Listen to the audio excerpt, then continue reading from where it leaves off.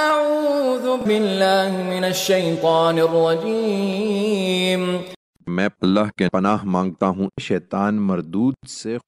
فتعالى الله الملك الحق ولا تعجل بالقرآن من قبل أن يقضى إليك وحيه وقل رب زدني علما۔